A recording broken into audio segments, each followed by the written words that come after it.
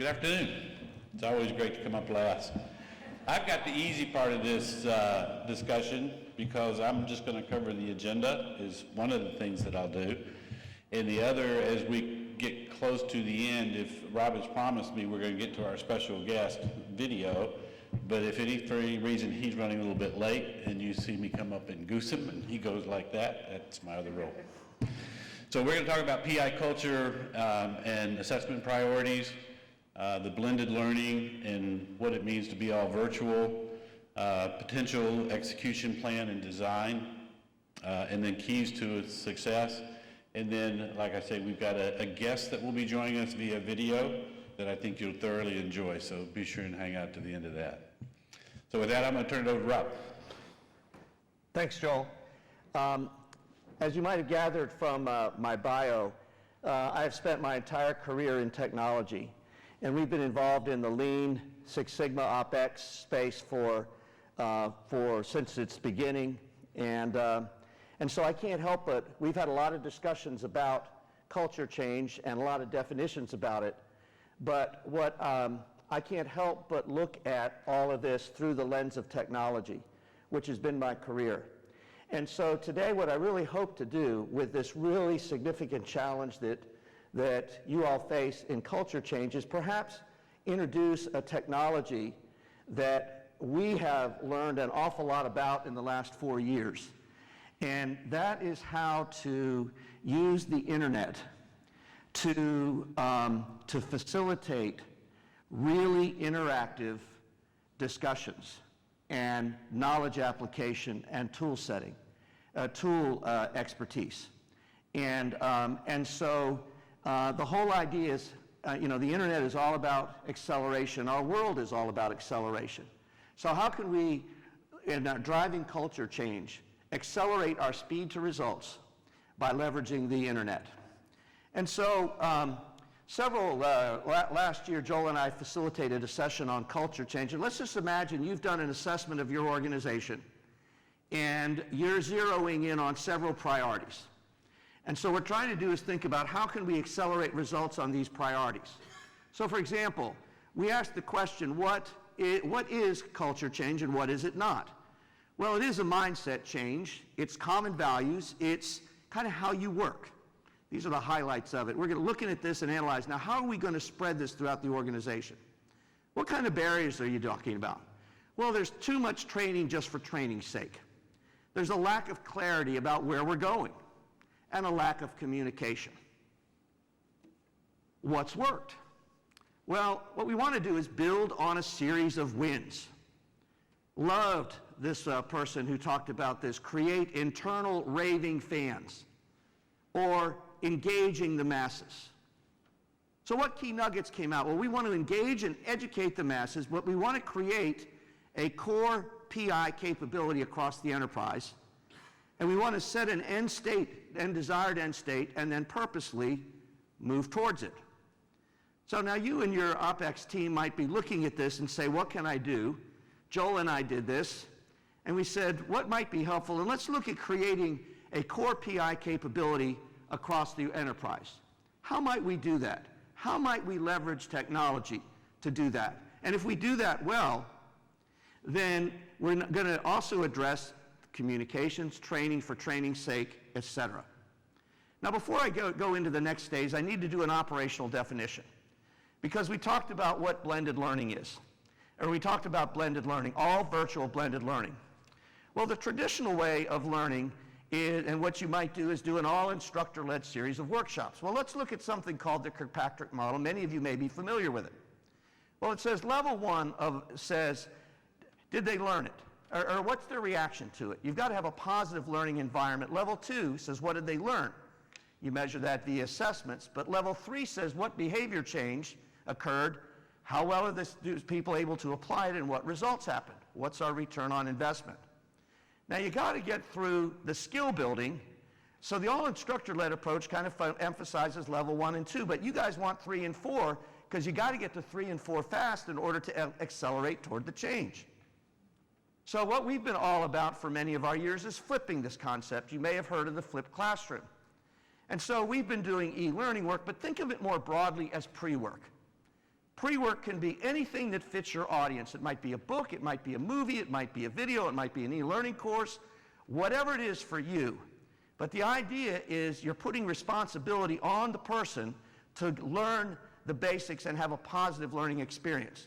So that when you come together in some type of a human interaction event, in this case an all virtual meeting, everybody's on the same page, and it's the instructor or the facilitator's job to focus on 3 and 4, rather than put the onus on the instructor to do all 4. This is where we're doing the wise application of learning, so it's more productive, less disruptive, lower cost, and really providing a better experience. So what we're going to do is we're going to put together this virtual model, and it's going to have 2 components. It's going to have pre-work content to do the knowledge transfer, to build a common foundation so everybody knows what you're talking about, this core PI capability. And then we're going to do a virtual classroom setting where we're going to reinforce the pre-work, etc.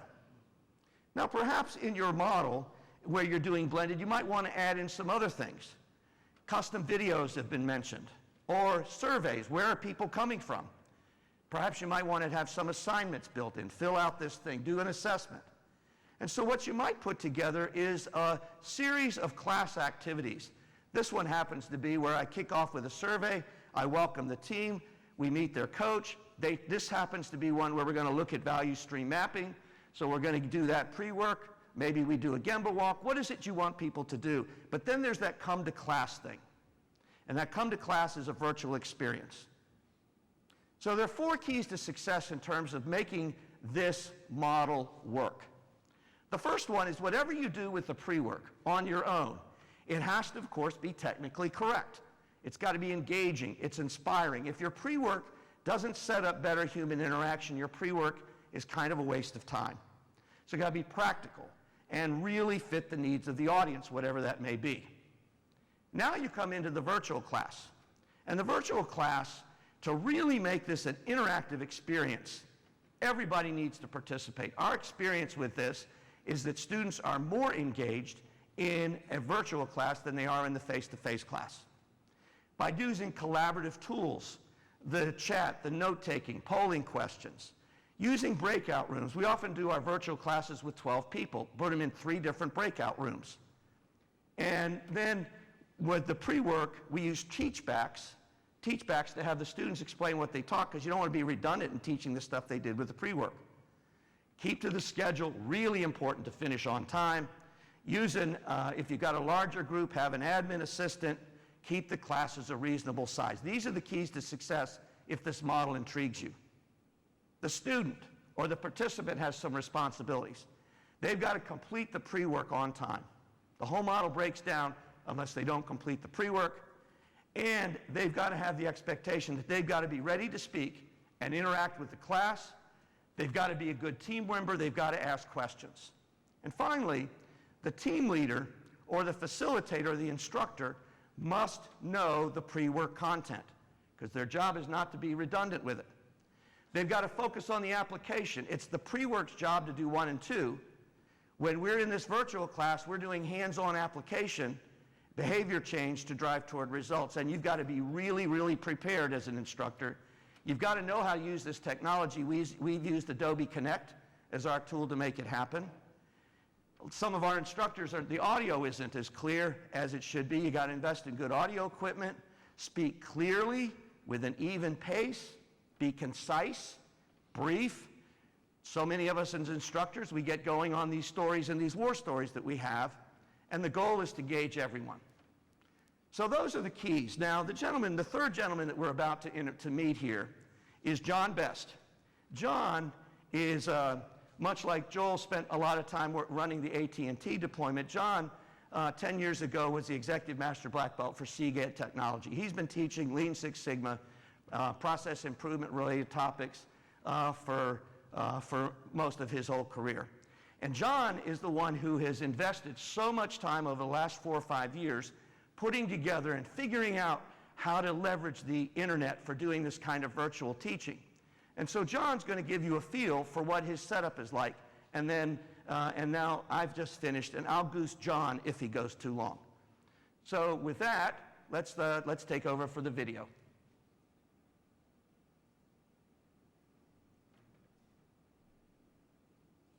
Hello, my name is John Best, and I'm with Opus Works, and I would like to introduce you to the world of virtual learning. I've been doing this for about 4 years actively, and have been doing it several years prior to that, back when the technology wasn't quite where it is today, and we couldn't do the really great things that we do now. So in the next couple of minutes, I'd like to show you the setup that we've got and talk to you a little bit about some of the things I've learned in my years as a virtual instructor. This is a typical setup for a virtual instructor. We're getting ready to start a black belt class right now, and so I'd like to take you on a tour. I've got my main computer with a second monitor, which allows me to stage various documents and forms and other things I might need during the class.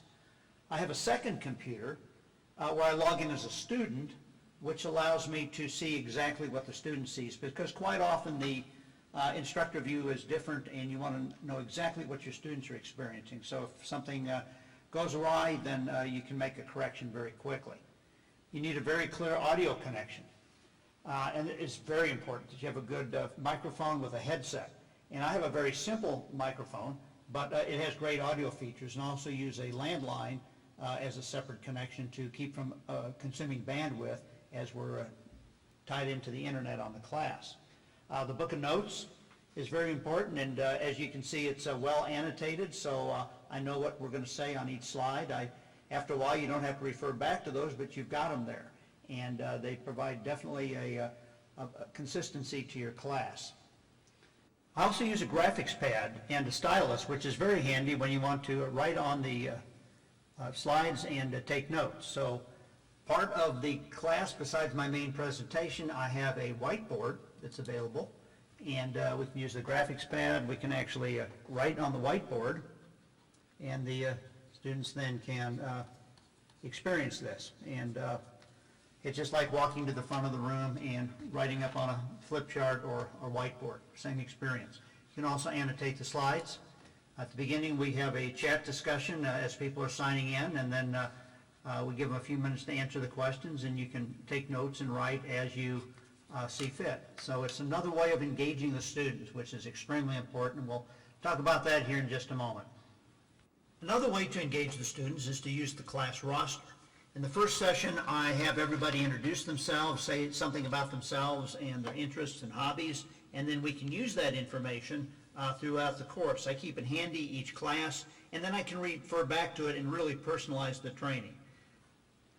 So I'll share with you several things I've learned about virtual training, but one of the big things is that you've got to involve the students and really involve them. They have to write, they have to chat, they have to participate in polling questions, and you need to set up a real strong dialogue with each student to make sure that they're there.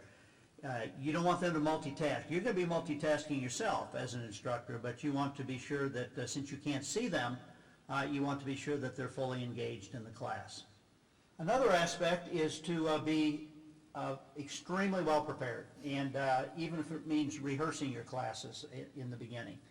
The notes need to be very clear and available to you. You need to know your content, which most people do that are doing instruction, but the big thing is you've got to know the technology, because you're going to be doing a lot of things at one time, and you have to know exactly how the software works and all the features that are available to you, and have that set up in advance. As an instructor, you also need to speak very clearly and avoid the filler words like the uhs and the ums, and don't talk to yourself when you drop your pencil or you can't find your mouse. You need to think about this as a cross between classroom instruction and delivering the 6 o'clock news. And think of each slide as a newscast, and it needs to be very clear and very concise. When the news reporter or the news anchor is going to turn over to another reporter, that happens very quickly. When you need to bring in a file from another screen, that needs to be done seamlessly and flawlessly. And sometimes that requires a bit of rehearsal and practice to get it right. And probably the biggest thing I've learned, and I've learned this primarily from my students, is that these courses are very interactive, they're very collaborative, even more so than an actual physical classroom. And I think even for a veteran instructor, that came as a bit of a surprise, but that was definitely a very strong feedback I got from my students. It's a great experience for your students, and these classes are fun to teach. So thank you very much. Great. So as you think about this, and driving the tool across the enterprise, what John is facilitating is the application of that knowledge, taking the groups and put them into the breakout rooms. And these are the key, and what you want them to do with it. And I hope this gives you some idea, maybe of an alternative. If we can be of any help to you, let us know. But maybe an alternative perhaps you hadn't considered, because John can be in his own place, and he could basically do a class a day. So an hour-long class to apply a tool, put him in the breakout room, do another class, another class, another class, another class, and hopefully you can be accelerating your speed to results. So thanks. Hope there was some kernels of nuggets of good ideas and push you on the technology limits, and best of luck on your journey. Thank you.